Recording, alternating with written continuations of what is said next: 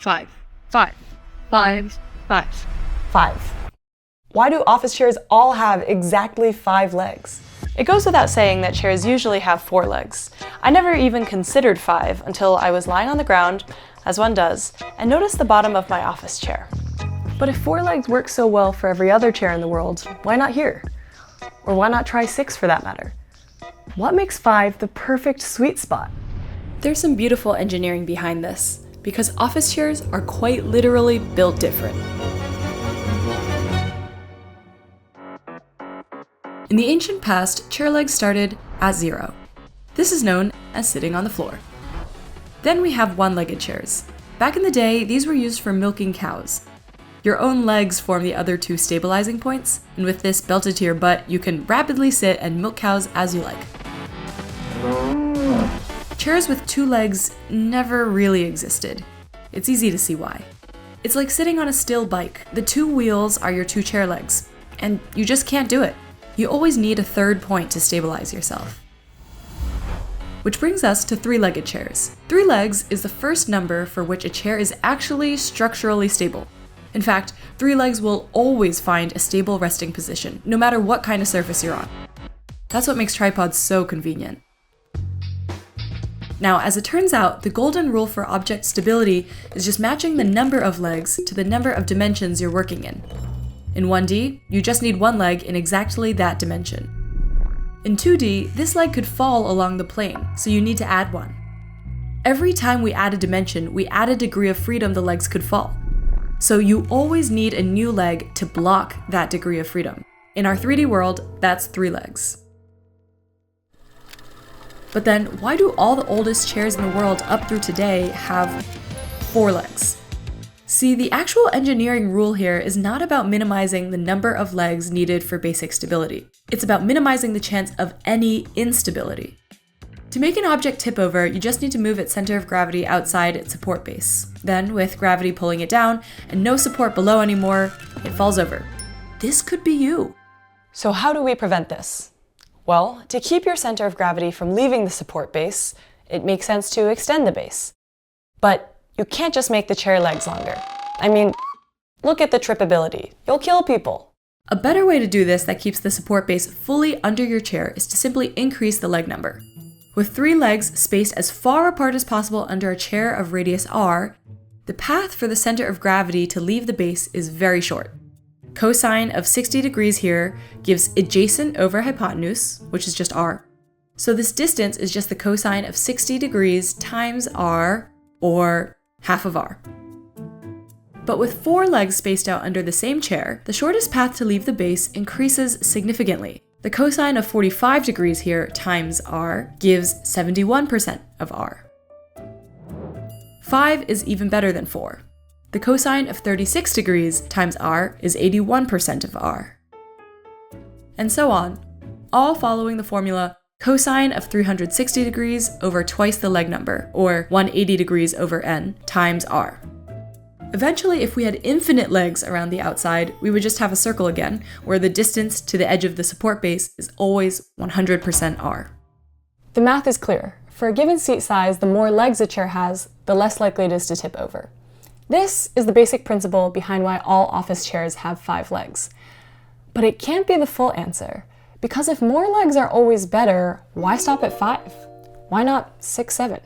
What this table does definitively show is that the largest stability improvement is from 3 to 4 legs. The rest are marginal. In fact, they all add more material than they do stability. But to go from 3 to 4 legs, you only add 33% more material and get 41% more stability. It's a no-brainer. Historically, 4 legs were also easier to cut and connect given all the right angles. So, it takes over. Across continents, across millennia, it's settled. Chairs have 4 legs. No changes needed.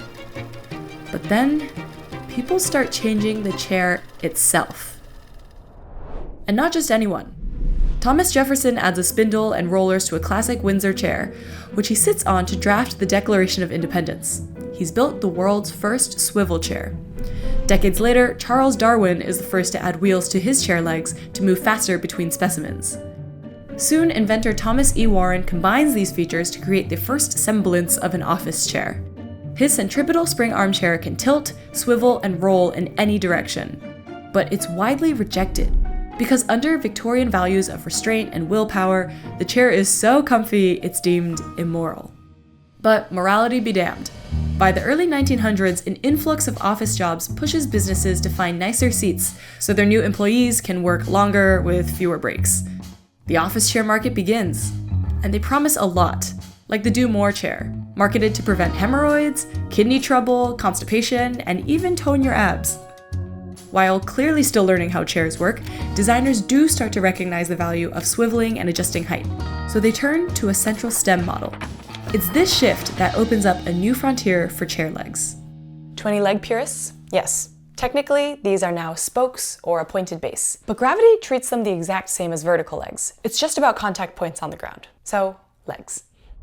The single stem offers a blank space from which any number of legs could sprout, and people begin reconsidering the forbidden numbers beyond 4. The biggest problem with 4 legs is something you've likely experienced before. If you're on just slightly uneven ground, the chair wobbles. And what makes this wobble so annoying is how it moves between the chair's 2 stable positions. You need 3 legs to form a stable base, so with 4 legs you're wobbling either between these or these. In any case, your center of gravity is right on the triangle's edge, so even a tiny shift sends you rocking back and forth. Side note, for 4 legs, this wobble can be stabilized. The wobbly table theorem, yes, this is real, asserts you can always rotate a table or chair with 4 level legs into a stable position no matter how uneven the ground is. Numberphile and the Action Lab have great videos on this. But in practice, rotating isn't always easy. Enter an odd number of legs. With any even number of legs, when we draw the stable triangles, some go right through your center of gravity. But with an odd number of legs, the triangles always go around your center of gravity. So even if the floor isn't level, you're safe in the stable triangle unless you lean extra far out. This was just another reason to reconsider 4 legs. The main reason everyone already knew was that more legs meant more stability. But stability didn't become an urgent need until 2 core changes after World War II.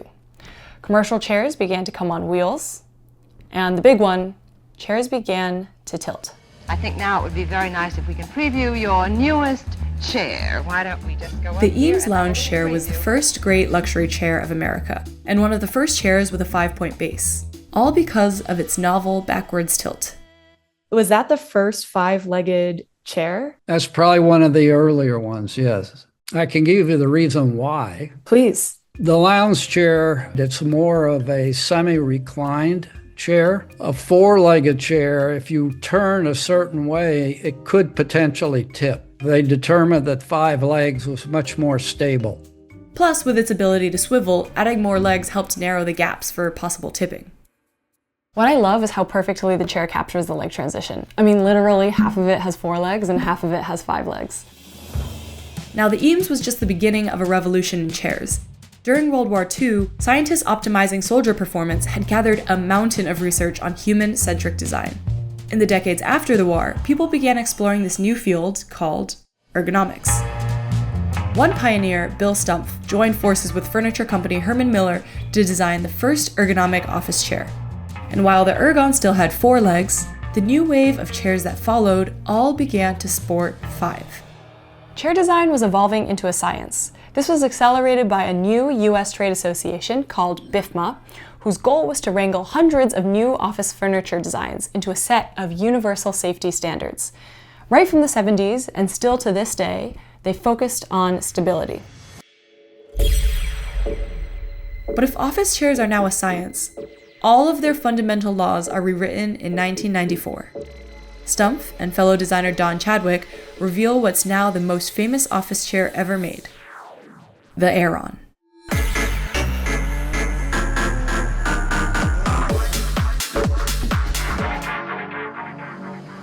When we worked on the Aeron chair, we pretty much threw out everything, and we made a very concerted effort to establish a whole new personality for a chair, a whole new soul for the chair. Do you have a part of the chair that you think is the coolest engineering innovation? Well, I think the suspension is. Instead of traditional leather, it used an engineered fabric mesh called pellicle to mold to however users sat. we came up with the finalized suspension, which took probably 30 or 40 different iterations. Then we had to figure out, how do we attach this? So it was pre-stretched. When it came out of the mold, it curled up like a potato chip. That whole process was very new, never been done before. And now mesh is almost like... Well, now it's become ubiquitous. It was the first chair to offer a separate lower back or lumbar support. It came in 3 sizes, flattening the old hierarchy of exec and secretary chairs in favor of simply fitting to your body. They were radical, sleek, and practical, and internet startups in the 90s and 2000s ate them up. When we first showed it to a lot of people, they had apprehensions. But once they sat in the chair, they had a whole different opinion.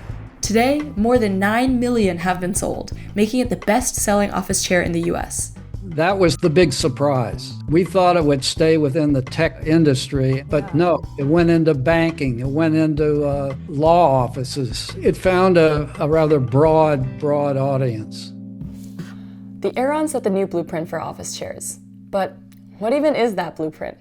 Beyond the back, armrest, and seat, so many people have no idea how their chairs work. So let's get these knobs straight.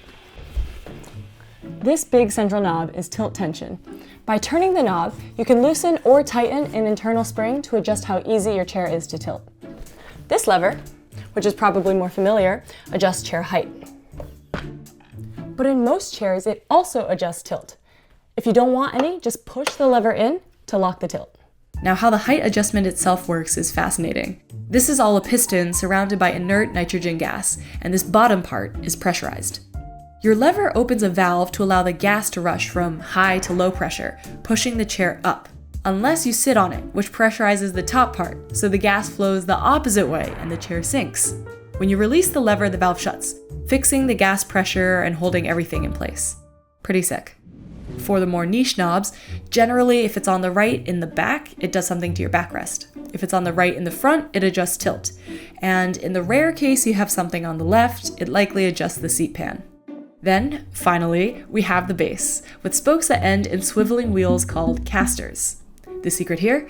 They usually have a universal fit and are super easy to replace if you want to switch to quieter or less floor scuffy wheels. And, of course, make sure you get 5. But wait, we're not done with 5 legs. All we've shown so far is that for the best stability, more and odd legs are better. But why stop at 5? Why not 7 or 9? Well, if the main restriction on increasing number of legs is just the material needed, we can calculate an optimal trade-off: added stability versus added mass. I found multiple models of this online, but here's the simplest. We know the formula for stability or tipping distance, cosine of 180 degrees over n times r. So for a given stability, r equals 1 over the cosine of 180 degrees over n. Now, ignoring the material, mass is just some constant area times leg length times number of legs. That's r times n, or using our new r value, n over cosine of 180 degrees over n.